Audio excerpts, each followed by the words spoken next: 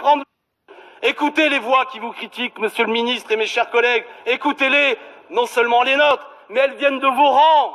Elles viennent de gens qui vous ont aidé à prendre le pouvoir. Elles viennent notamment de l'avocat, monsieur Sureau, qui est l'homme qui a écrit et rédigé les premiers statuts de la République en marche, et qui vous disent aujourd'hui que cette loi intimide non pas le citoyen, non pas le délinquant, mais le citoyen. Et je ne citerai pas les nombreux députés En Marche, et je les félicite, qui ont fait entendre plus que de l'émotion, mais même une critique très rude, en jugeant cette loi liberticide, inutile. Écoutez le syndicat de la magistrature qui vous dit que c'est une privation de la liberté, qui ne repose pas sur des faits précis, mais sur des supputations. Tout ça est grave, mes chers collègues.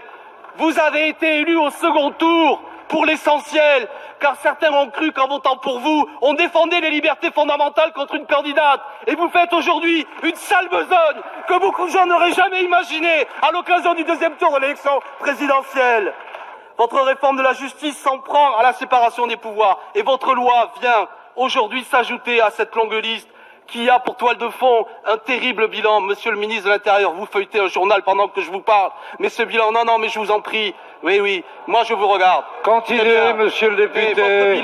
N'interpellez pas, monsieur le ministre. Ne cherchez pas l'incident. Continuez. 3000 blessés. Oui, scandaleux. Scandaleux, effectivement. 3000 blessés, un décès, 396 blessures graves.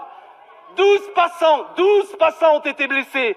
44 journalistes depuis le début du conflit sont blessés et 8 soigneurs, notamment en raison de matériel, notamment ces LBD flashballs, dont nous aurions dû discuter, non pas pour déshabiller nos forces de l'ordre face à ceux qui les agressent, mais pour peut-être réfléchir et nous inspirer de ce que font d'autres pays d'Europe pour maintenir l'ordre. Voilà où nous en sommes. Cette loi est une loi scélérate. À tous ceux qui ont fait entendre leur conscience dans la presse, au-delà de nos rangs, je leur dis, contre cette loi qui restreint le droit de manifester, manifestez-vous et votez contre comme nous. Merci. Je vais donc mettre aux voix